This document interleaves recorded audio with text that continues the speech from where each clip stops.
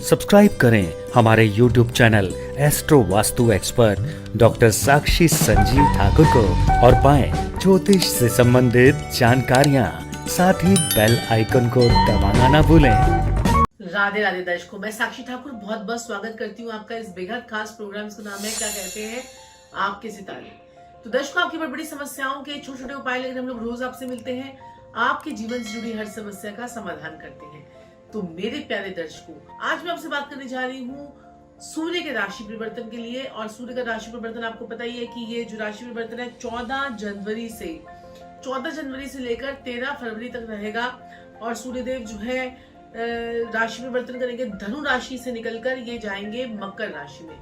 जी हाँ, अब यहाँ पर पिता जो कि सूर्य का कारक होता है, पिता अपने पुत्र के घर में जाएगा, यानी कि शनि के घर में। तो यहाँ पर पिता की क्या आवभगत होगी। और मकर राशि जब होती है, मकर संक्रांति होती है, तो मकर संक्रांति पर आपको पता है कितने धूमधाम से मकर संक्रांति जो है वो बनाई जाती है। पूरे साल मकर संक्रांति का जो है ये पर्व जो है होता है। और लोहड़ी भी है, और लोहड़ी पर भी आपको कुछ ना कुछ उपाय करने, वो भी आपको वीडियो मिल जाएगी। अब ये जब मकर संक्रांति जब होगी और सूर्य और शनि इकट्ठे होंगे, साल में एक बार सूर्य और शनि इकट्ठे होते हैं, क्योंकि सूर्यदेव जो है वो हर महीने चक्कर लगाते हैं, क्योंकि शनिदेव तो 2.5 साल बाद अपना राशि परिवर्तन करते हैं। तो सूर्य उस 2.5 साल के अंदर 2 बार शनि के घर में आते हैं। तो यहाँ पर सूर्यदेव जो है वो मकर राशि में रहेंगे 13 फरवरी तक सूर्य और शनि का ग्रहण बनेगा। जिन लोगों की कुंडली में ये पहले से ही ग्रहण है, उन लोगों को ज्यादा सावधान जो है यहाँ पर रहना है। ज्यादा सावधान कैसे रहना है कि आपको जो है अपनी हेल्थ का ध्यान रखना है, लड़ाई झगड़े ना हो, सरकार के ऊपर जो है सरकार की जो है चीजें आपको नजर आएंगी, सरकार की कमियां आपको नजर आएंगी। यहाँ पर सरकार को जो है, जैसे अब ये टाइम पीरियड किसका चल रहा है, कोरोना का चल रहा है, फिर दोबारा से तीसरी वेव जो है वो आने वाली है। और अभी कोरोना का समय चल रहा है, सरकार जो है मतलब लापरवाही सरकार की आपको नजर आएगी, और सरकार को लोग दोषी ठहराएंगे इस टाइम पीरियड पे, क्योंकि सरकार सूर्य जब भी शनि के पास में आएगा वो पीड़ित होगा ही होगा, क्योंकि शनि जो है वो अंधकार है और सूर्य जो है वो प्रकाश है। आपकी कुंडली में सूर्य जो है आपके पिता का कारक भी हो सकता है, आपकी सरकार का कारक भी हो सकता है, आपके भाग्य का कारक भी हो सकता है। जहां जहां पर भी 5 नंबर की राशि आपकी कुंडली में पड़ी होगी, वहीं का कारक होगा सूर्य। और जैसे कि मैं आपको उसके एग्जाम्पल भी दूंगी। और लेकिन सूर्य जो है आपकी आत्मा का कारक है, सूर्य प्रकाश है। अगर सूर्य ना हो तो जीवन ना हो। सूर्य देखिए किस प्रकार से पंचुअल होता है कि सुबह उसे निकलना ही निकलना है, और जो है शाम को उसको छुपना ही छुपना है। सूर्य कभी ऐसा होता है कि छुट्टी ले ले, और कभी आपको जो है कह दे कि आज तो मैं नहीं निकलूंगा जी, या आज मैं बाहर के देश में दिखाई दूंगा, आज मैं तुम्हारे यहाँ पर दिखाई नहीं दूंगा। तो देखिए सूर्य कितना पंचुअल है, हमें सूर्य से कुछ सीखना चाहिए। यानी कि सूर्य भगवान, जो 2 ही भगवान है, एक सूर्य देव और एक चंद्र देव, जो एक ग्रह कह सकते हैं आप। ग्रहों के अंदर सूर्य और चंद्रमा है, ये कभी भी वक्री भी नहीं चलते हैं। सूर्य आपको पता है कभी भी ऐसा प्लैनेट है जो कभी वक्री नहीं होता है, लेकिन सूर्य के पास में जो प्लैनेट्स आ जाते हैं वो सारे अस्त हो जाते हैं। तो उसकी कुछ डिग्री पर आते ही सूर्य के पास में प्लैनेट्स अस्त हो जाते हैं, सूर्य का तेज जो है वो संभाल ही नहीं पाते। तो ऐसे में अगर सूर्य आपकी कुंडली में अच्छा है तो आप नेम, फेम, गेन और फेमस होते हैं। सूर्य खराब है तो आपको ये सब चीजें नहीं मिलती हैं।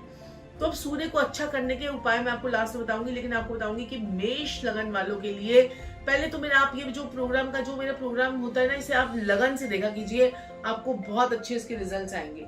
लेकिन अगर आपको लगन समझ में नहीं आता है तो आप राशि से भी देख सकते हैं, या आपकी नाम की बोलती हुई राशि से भी देख सकते हैं। तो अब हम चलेंगे मेष लगन वालों के लिए। तो मेष लगन वालों की अगर हम बात करें तो मेष लगन में क्या होगा, सूर्य दशम भाव में आएंगे। दशम भाव में सूर्य जो है दिग्बली हो जाते हैं। सूर्यदेव को कहते हैं कि दशम भाव में सूर्य जो है आकर क्या कहते हैं कि थोड़ा सा बंदे के अंदर एटीट्यूड आ जाता है कि मुझ जैसा कोई नहीं। तो यहाँ पर ऐसी हरकतें मत कीजिएगा। 1 महीने के लिए सूर्य का राशि परिवर्तन हो रहा है, कोई घर के अंदर मशीनरी का सामान मत लेके आइएगा 1 महीने के अंदर, नहीं तो अदरवाइज आपके घर में लड़ाई झगड़े शुरू हो जाएंगे। सूर्य आपके कर्म स्थान में आए हैं तो आपकी प्रमोशन भी करवा के जाएंगे, आपके पिता के साथ में संबंधों को भी ठीक करवा के जाएंगे। सूर्य अगर दशम भाव में आए हैं तो आपको कुल दीपक योग यहाँ पर बनेगा। अगर आपने अपनी सोच समझ से आपने जो है फैसला लिया तो आपके लिए अच्छा होगा। लेकिन मैं आपको यहाँ पर बताती हूँ कि सूर्य का ये जो राशि परिवर्तन है ना, ये इस साल में इतना अच्छा नहीं जा रहा है। वो क्यों अच्छा नहीं जा रहा है?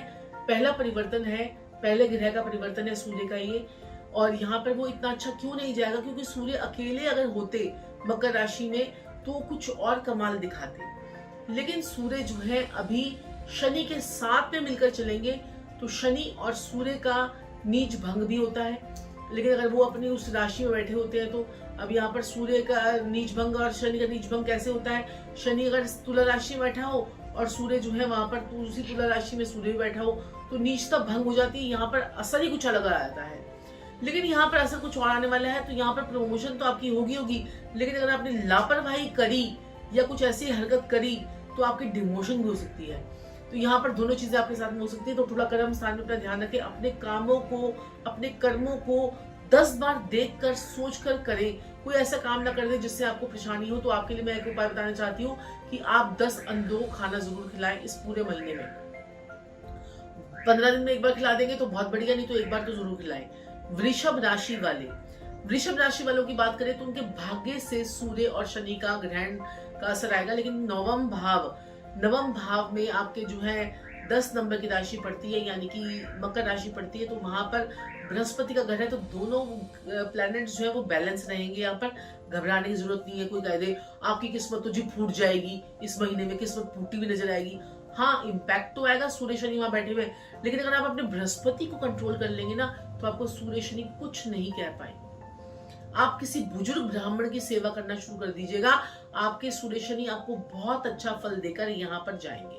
तो यहाँ पर सूर्य और शनि के लिए आपको मैंने बता दिया है, और यहाँ पर किस्मत से आपको कुछ नए प्रोजेक्ट्स, नई चीजें, नई आपके साथ में कुछ पिता के साथ में आपको सरकारी नौकरी, पिता के साथ में कुछ धर्म की यात्राएं आपकी जो है वो हो सकती है। अगर हो सके तो पिताजी के साथ कुछ धर्म कर्म के काम जो है वो जरूर मिलकर करिएगा और पिता को दूध पिलाइएगा। तो चलते हैं मिथुन लगन वालों के लिए। तो मिथुन लगन वालों के लिए यहाँ पर अष्टम भाव में सूर्य का जो गोचर है वो सही नहीं है। वो क्यों सही नहीं है? क्योंकि अष्टम भाव हमारा जो होता है यहाँ पर मौत का घर होता है, और 8वां घर जो है, 8वें से तीसरा घर हमारा होता है मौत का दरवाजा। तो यानी तीसरे घर का स्वामी आपका मौत के घर में आ रहा है, पराक्रम का स्वामी। अपने छोटे भाई बहनों का ध्यान रखिएगा, कोई चोट एक्सीडेंट वगैरह का कोई योग ना बने, हेल्थ रिलेटेड कोई इशू ना आए, कोई ध्यान रखिएगा। कोई आपका भाई बहन, कोई छोटे भाई बहन है वो आपके बहुत ज्यादा परेशान हो सकते हैं इस समय पर, काम काज को लेकर आपको परेशानी आ सकती है, क्योंकि आपकी किस्मत का भी स्वामी होता है। अष्टम का स्वामी जो है आपका शनि है, वहां पर शनिदेव बैठे हुए हैं, वहां पर सूर्य देव भी आ जाएंगे। तो थोड़ा हेल्थ रिलेटेड और पैरों का ध्यान रखें, अपने टांगों का, घुटनों का, रीढ़ की हड्डी का कोई ऐसी प्रॉब्लम ना आ जाए, आपको कोई दिक्कत परेशानी आ जाए। और कुछ गुण ज्ञान की तरफ आप जो है ना ध्यान आपका जो है वहां पर जाएगा, खोजबीन करने लग जाएंगे। खोजबीन कैसी? जैसे कि कोई बात हुई तो उसी के अंदर डिटेल में जाना, आपकी ये आदत जो है वो हो जाएगी। कर्क लगन वालों की बात कर लेते हैं। तो कर्क लगन वालों की अगर हम बात करें तो सप्तम भाव से होगा सूर्य और शनि का मेल। जी हाँ, 7वां घर होता है हमारी डेली इनकम का, हमारे पार्टनरशिप का, हमारे प्यार का, हमारे प्यार से शादी में कन्वर्ट करता है 7वां घर। और आपके जो रोज की मर्रा की आप जो इनकम जनरेट करते हैं वो भी आपके 7वें घर से पता चलती है। आपके जो पार्टनरशिप है वो भी आपके साथ, आपके स्पाउस का मेन घर होता है। और हमारा जो नीचे नाभि से नीचे का जो पार्ट होता है वो भी हमारा 7वां घर ही होता है।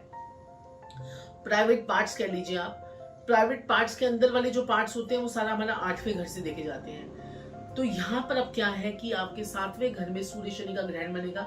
यहाँ पर सूर्य नीच का, शनि उच्च का होगा।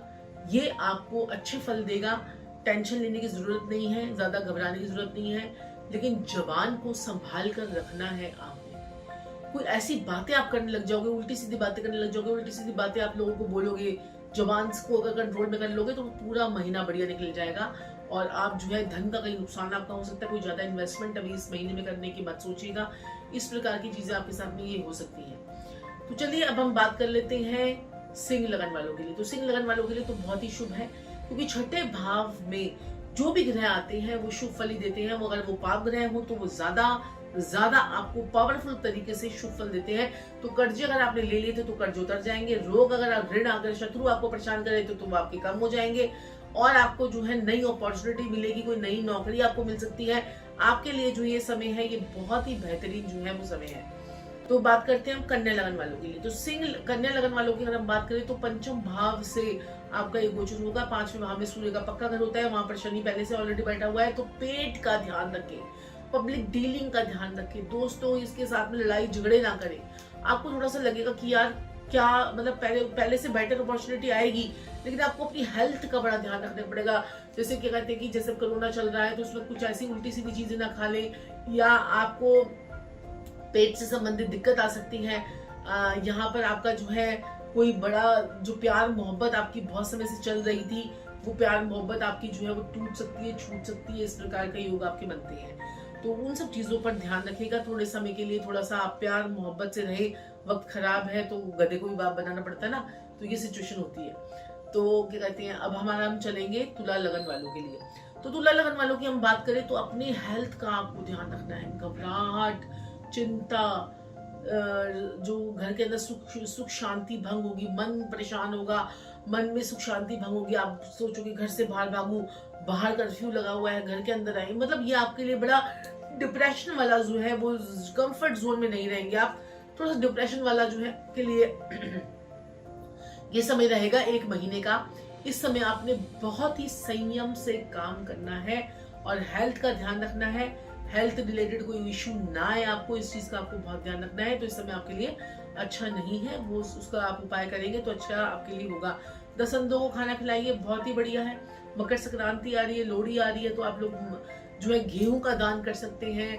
आप लोग जो है 7 प्रकार का अनाज का दान कर सकते हैं। बहुत सारी चीजें होती है दान के लिए। पंखा होता है, मटकी होती है, कितनी सारी चीजें होती है, खीरे होते हैं। तो ये सब चीजें ठीक कीजिए आप। अब जब सूर्य और शनि इकट्ठे करके मिलेंगे ना, तो क्या होगा कि शुक्र खराब होगा। हमारे वैभव, हमारी जो चीजें हैं, हमारा जो ऐशो आराम है, उसमें थोड़ी सा मतलब छिन्न भिन्न हो जाएगी। तो यहाँ पर ऐशो आराम से छिन्न भिन्न का मतलब समझ लीजिए कि ये जो सरकार है, ये लॉकडाउन जो है वो बढ़ भी सकता है। अभी तो सैटरडे संडे का लगा है, ये मतलब आगे बढ़ भी सकता है। तो ये सिचुएशन जो है थोड़ी सी अराजकता वाली सिचुएशन जो है यहाँ पर आएगी। लोग परेशान होंगे, मन डिस्टर्ब होगा, यार क्या करें, अब तो फिर लॉकडाउन, तीसरा लॉकडाउन। तो ये सब चीजें जो है ना बहुत बहुत ध्यान रखने वाली है। तो अब जो है हम बात करते हैं किसकी, हम बात करते हैं, अब हम करेंगे वृश्चिक लगन वालों की बात। तो पराक्रम भाव से आपका गोचर होगा। पड़ोसों से लड़ाई झगड़े ना करें। आप जो है अपने हेल्थ का ध्यान रखें। नसों के अंदर कोई दिक्कत परेशानी आपको ना आए, खासकर पैर में आपको दिक्कत परेशानी ना आए, कोई चोट एक्सीडेंट का आपको योग न बने। आप अनायास ही अपने आप को ज्यादा अपने आप को ना ओवर कॉन्फिडेंस होकर कोई काम ना करें। आपका मुझे तो सब कुछ आता है, मुझे सब कुछ आता है, ये घमंड अपने अंदर जो है वो मत लेकर आए। आपके लिए बहुत अच्छा साल जो महीना है जो रहेगा। धनु लगन वालों की अगर हम बात करें तो जबान पर बैठेंगे आपके दोनों ग्रह। शनि आपके 2nd हाउस में चल रहे हैं, वहीं पे आपके सूर्य भी आ जाएंगे, तो सूर्य शनि फिर मेल होगा। और जिन लोगों की कुंडली के अंदर सूर्य शनि इकट्ठे होते हैं ना, उन लोगों को तो खास कर जो है ये महीना बड़ा आसानी से, बड़ा मुश्किलों से जो है उसको आसान करना है। मुश्किल के टाइम को आपको आसान करना है। तो अपने आप में धैर्य और जो है समझौता और धैर्य, ये सब जो शब्द है ना, इनको अपनी डिक्शनरी में डाल लीजिए और इनको अप्लाई करना शुरू कर दीजिए। तो चलिए अब हम बात करेंगे मकर लगन वालों के लिए। थाना, कोर्ट कचहरी या कोई बदनामी आपकी ना हो, इस चीज का ध्यान रखना। और क्या कहते हैं, चींटियों को भूरी चींटियों को आप जो है अनाज डालिए, 7 प्रकार दलिया डाल के खिलाइए उन्हें। बहुत आपको अच्छे इसके रिजल्ट जो है वो मिलेंगे। तो आपके लिए जो है थोड़ा सा ध्यान रखना है। रात को ज्यादा देर रात तक आपको घर से बाहर नहीं रहना चाहिए। कोई आपका कोई केस वेस जो है वो उठ सकता है, कोई थाना कोर्ट कचहरी का योग आपका बनता है, इसलिए इसको आप सबको ध्यान रखना चाहिए। अपने आप को संयम में रखकर 1 महीने का समय आपको निकालना है। तो अब हम बात करेंगे मीन लगन वालों के लिए। मीन लगन वालों की अगर हम बात करें तो आपके जो है एकादश भाव से होगा गोचर, 11th हाउस से होगा मीन लगन वालों के। और यहाँ पर जब भी पापी ग्रह जब भी लाभ भाव में आते हैं तो बहुत अच्छे होते हैं। एकादश भाव में सूर्य का बैठना, शनि का बैठना अपने आप में आपके काम काज के रस्तों को जो है वो बढ़ाएगा। लेकिन आपके 6ठे भाव का स्वामी भी है, 6ठे भाव का स्वामी भी है आपका सूर्य। तो 6ठे भाव के स्वामी का लाभ भाव, यानी दुश्मन भी अब आपको पैसा देके जाएंगे इस महीने में। कोई गड़ा हुआ खजाना, कोई गड़ा हुआ धन आपको मिल सकता है, या फिर कोई ऐसा पुराना कोई जो आपने कर्जा किसी को दे रखा था तो उसके कर्जे के वापस आने के चांसेस जो है आपके बन जाएंगे। तो दर्शकों, ये था मेष से मीन तक का हाल। सूर्य का राशि परिवर्तन 14 जो है जनवरी से हो रहा है 13 फरवरी तक। मकर संक्रांति है, मकर संक्रांति पर भी आपने उपाय करने हैं, वो आपको अलग वीडियो मिलेगी। लेकिन दर्शकों, आज मैं आपको बोलना चाहूंगी कि अपना और अपनों का ध्यान रखें। कोरोना वापस आ गया है और मैंने आपको ये प्रेडिक्शंस पहले से ही चैनल पर दे चुकी हूँ 3 महीने पहले। तो दर्शकों, आज के लिए इतना ही। फिर आपसे मुलाकात होगी, तब तक के लिए राधे राधे। और हमें 3 बजे दोपहर को फोन इन लाइव प्रोग्राम पर देखना ना भूलें। और अपनी कुंडली का एनालाइजेशन करा सकते हैं आप, हमसे अपॉइंटमेंट लेकर टेलीफोनिक अपॉइंटमेंट के माध्यम से भी मिल सकते हैं, बात कर सकते हैं और अपना भविष्य जो है सुधार सकते हैं।